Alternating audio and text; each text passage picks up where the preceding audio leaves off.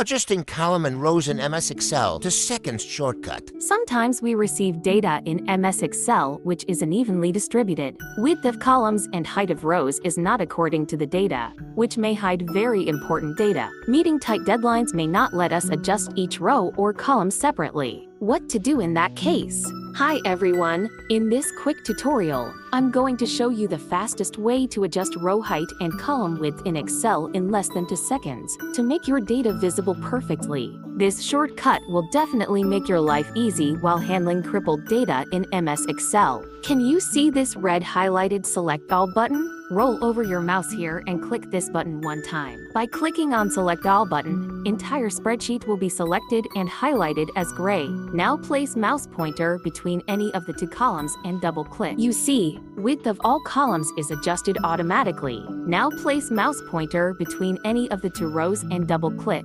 Again, height of all rows is adjusted in just 1 second and data is properly visible now. By using this simple shortcut, you can adjust your columns and rows. See you next time with another interesting shortcut, making your life easy. Don't forget to like and subscribe my channel and press bell icon for more exciting hacks about MS Excel.